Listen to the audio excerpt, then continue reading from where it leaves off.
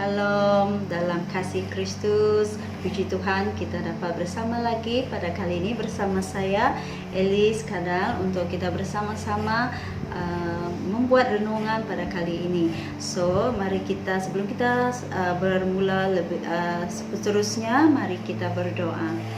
Haleluya Tuhan, Bapa kami di syurga, terima kasih Tuhan buat hari yang Kau berikan kepada kami, sehingga hari ini kami masih mampu dan kuat karena Engkau Gembala penjaga yang terbaik di dalam hidup kami.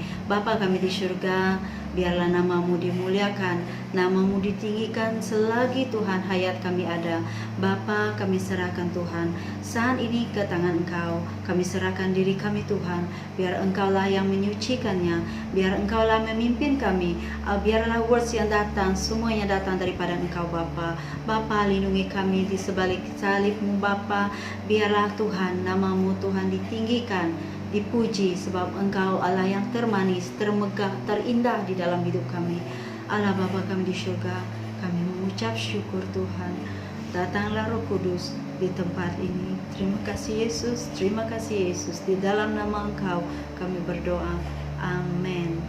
Haleluya, puji Tuhan. So, kita sekali lagi mengucap syukur sebab sampai dari awal PKP sampai hari ini pemulihan kita berjaya mengharungi semuanya. Terpujilah nama Tuhan. Dan pada hari ini saya akan share tentang gembala domba terbaik. Di dalam hidup kita ada satu gembala yang sangat baik, kerana saya percaya setiap orang diberkati dengan penuh berlimpah di dalam kasih-Nya. Kita lihat di dalam Yohanes 10 ayat 16. Masih ada domba-domba lain yang juga milikku, tetapi tidak termasuk dalam kawanan ini. Aku juga harus memimpin mereka, dan mereka akan mendengarkan suaraku. Mereka semuanya akan menjadi satu kawanan dengan satu gembala. Ya, ini yang kita belajar, renungkan bersama-sama untuk merenungkan words ini. Dan kita lihat apakah itu tugas sebagai gembala, tugas gembala domba. Okey, yang pertama ialah mencari makanan, minuman, rumput dan air yang bersih. Okey, membawa domba tersebut untuk makan dan minum. Yang kedua ialah memelihara domba daripada terkena hujan dan panas. Okey, membina rumah untuk mereka, dan jika berada di padang, okey, bawa iringi mereka ke lubang batu. Okey, yang seterusnya ialah menjaga domba daripada binatang buas, contohnya apa? Harimau, singa, serigala, ular. Okey, supaya domba-domba tersebut tidak menjadi mangsa binatang-binatang tersebut. Okey. Yang seterusnya lah mengiringi domba-domba berjalan dan meragu rumput di padang. Okey, pagi sehingga petang, memastikan kesemua domba-domba tetap selamat. Ya, memantau, okey, memperhatikan domba-domba supaya tidak sesat. Jika domba-domba tersesat, amat mudah kena serangan musuhnya. Okey, memelihara domba-domba yang sakit dan terluka, mengubati supaya cepat sembuh. Okey, ini adalah tentang tugas gembala domba yang berkaitan dengan tajuk kita pada hari ini. Okey, seterusnya kita pergi kepada yang kedua, iaitu tentang kelakuan atau sifat domba. Mudah sesat, lemah.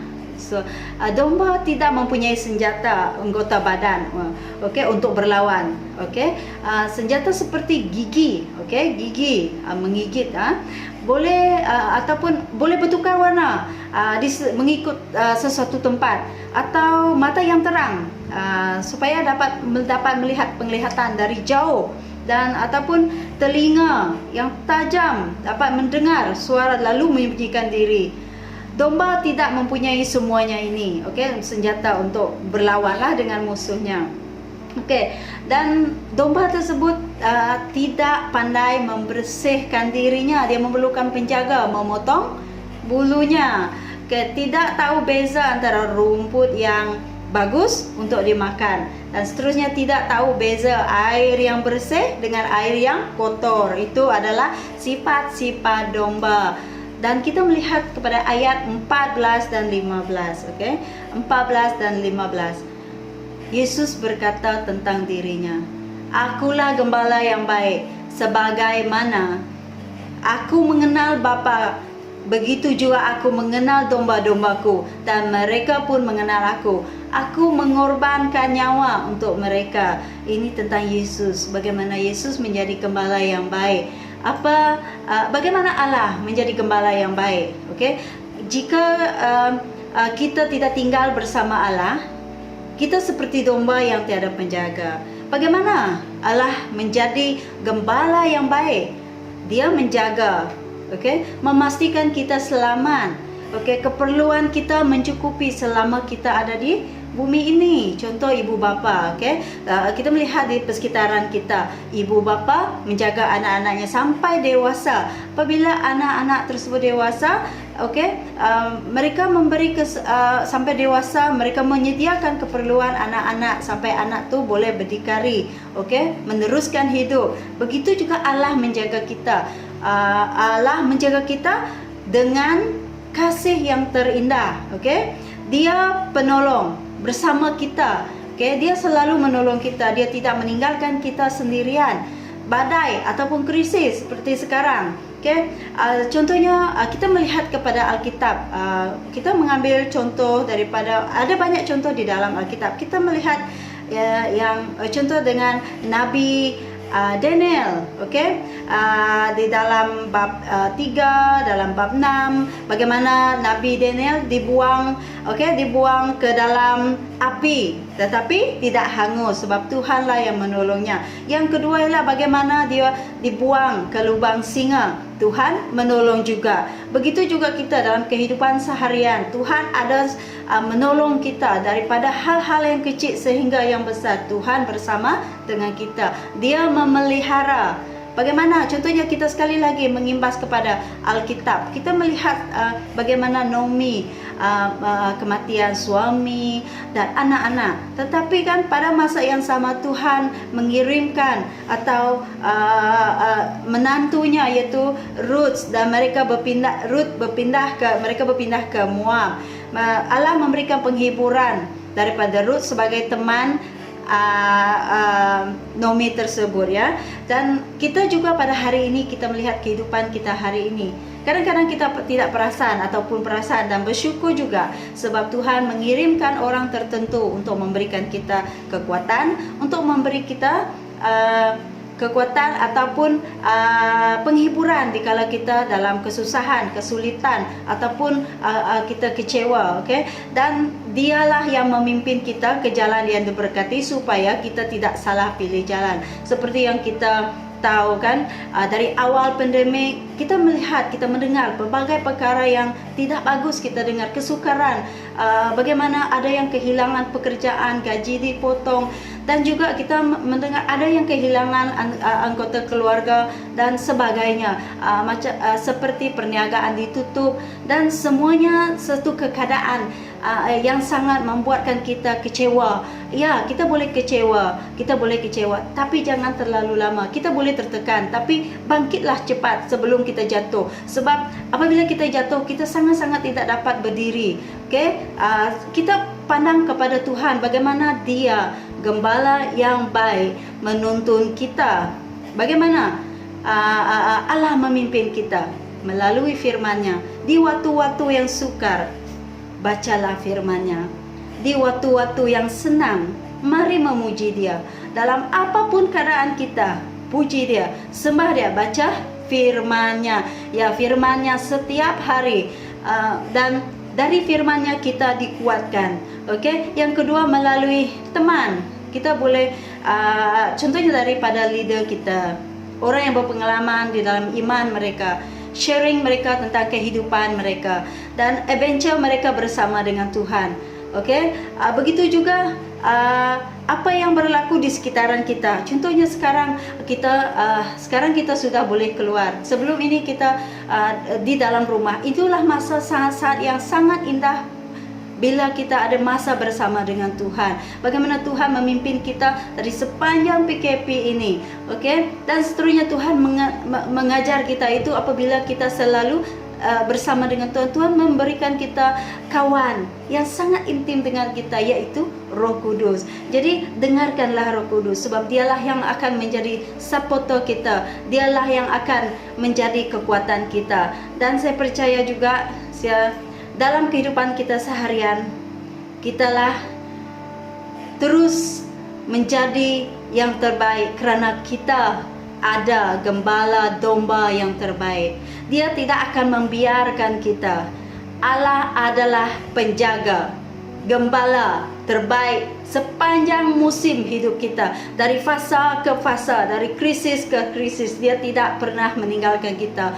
Oleh itu, gunakan hayat kita yang ada ini selalu mendekat kepada gembala terbaik kita. Meski apapun rintanganmu di depanmu, atau kesesakan, atau putus asa, apapun keadaan, datanglah kepada Dia, berserulah kepada Dia, sebab Dia selalu akan mendengarkanmu. Sentiasa ada 24 jam, Dia mampu menolong setiap keperluan kita. Datanglah kepadanya dengan hatimu, datanglah kepada Dia, sembahlah Dia, sebab Dia tidak pernah meninggalkan kita. Dia akan merawat segala-galanya tentang kita, memberikan kita kegembiraan yang tidak boleh diberikan oleh dunia ini. Setia di dalam penyembahan, setia kepada Tuhan, sebab Dia sahajalah sumber kehidupan kita di bumi ini. Amin.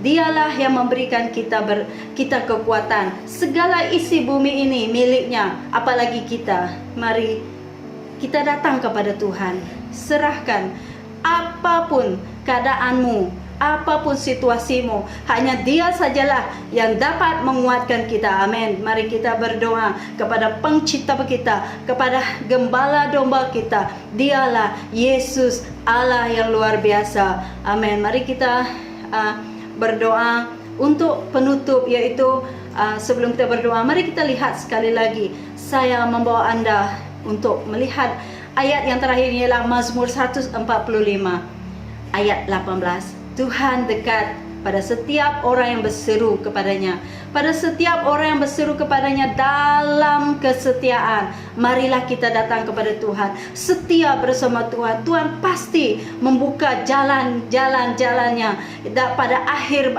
musim hidup kita. Tuhan pasti akan memberikan kita kekuatan yang baru setiap hari. Tuhanlah yang akan memberikan kita kekuatan luar biasa. Amin. Mari kita berdoa, memberi syukur, terima kasih. Kita ada gembala yang terbaik. Mari kita berdoa. Haleluya. Allah Bapa kami yang di surga, Engkaulah Allah kami, gembala domba terbaik di dalam hidup kami. Engkau menyediakan, Engkau memberikan, Engkau memberkati segalanya keperluan dalam hidup kami. Bapa, kami datang dalam kerendahan hati memuji dan menyembah-Mu. Bapa kami di surga, pimpin kami Tuhan agar kami tidak salah pilih jalan. Jika kami ada kekhawatiran ataupun sangat jatuh dan sangat pilu dalam hati kami, Tuhan datanglah di dalam hidup kami. Datanglah Tuhan, urapi setiap kami yang ada di sini Tuhan. Bapa kami di surga, kami serahkan Tuhan semuanya ke dalam tangan-Mu. Hanya Engkaulah Tuhan yang berkuasa di dalam hidup kami. Pimpin kami Tuhan, pimpin anak-anak kami Tuhan, pimpin keluarga kami Tuhan, pimpin kawan-kawan kami Tuhan, pimpin penguasa kami, pemerintah kami Tuhan, pimpin Tuhan semuanya Tuhan, agar kami Tuhan tetap tinggal Tuhan setia di dalam Engkau. Tuhan Bapa kami di surga, terima kasih Tuhan, segala firman-Mu Tuhan benar Tuhan, hanya Engkaulah sumber di dalam hidup kami. Terima kasih Bapa, di dalam nama Tuhan Yesus kami berdoa. Amin. Terima kasih semua. Semoga kita semua diberkati setiap hari bersama Tuhan. Amin.